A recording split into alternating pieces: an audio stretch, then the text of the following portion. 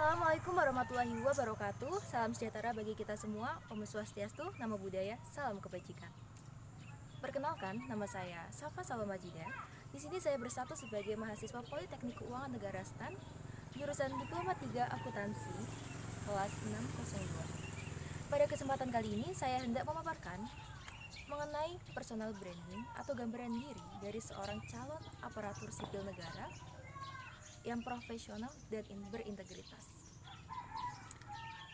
Calon aparatur sipil negara tentunya harus memiliki etika yang bagus, memiliki prinsip yang kuat, dan tentu saja itu harus dibuktikan dengan pelayanan mereka kepada masyarakat. Namun, di masyarakat tidak beredar seperti itu.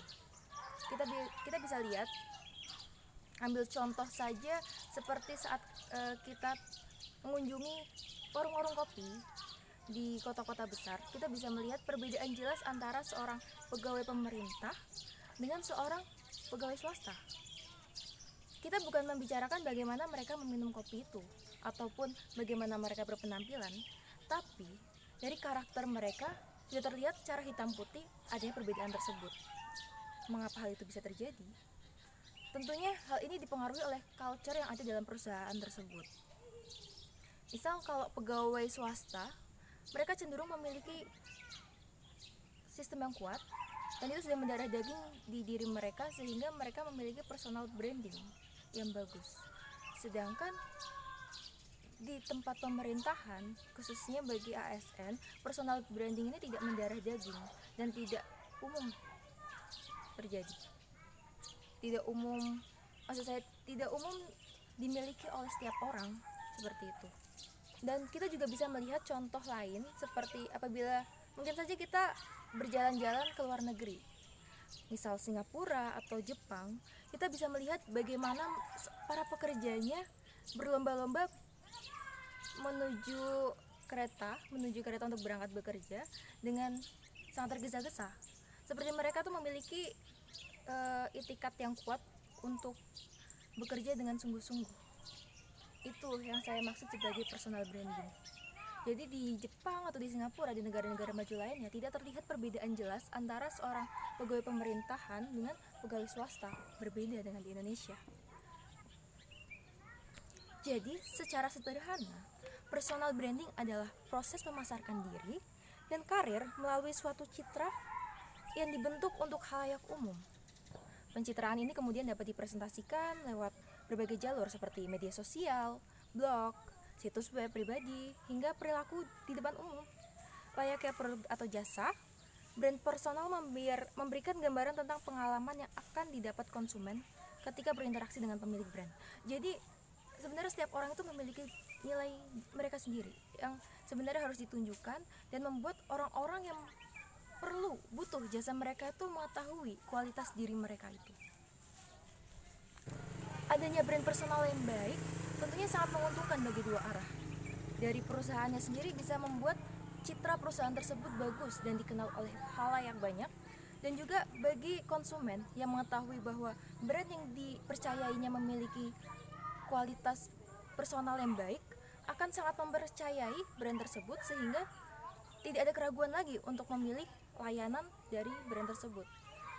Sama halnya dengan yang terjadi pada pegawai pemerintahan, instansi pemerintahan. Apabila mereka memiliki brand yang personal branding yang baik, maka hal itu akan sangat menguntungkan. Namun apakah personal branding ini sangat mudah dilakukan? Tentu tidak.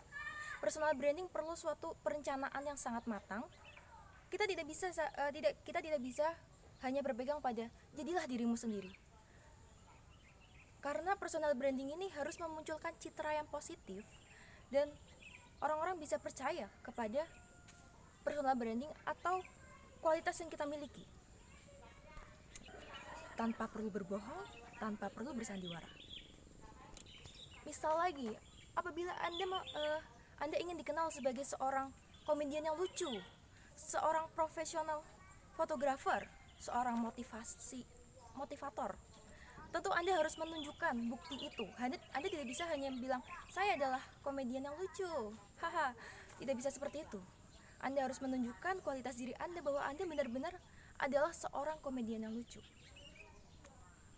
Begitu pula apabila seorang ASN ingin memiliki branding yang kuat, personal branding yang kuat, maka dia harus menunjukkan bukti dari apa yang dia lakukan.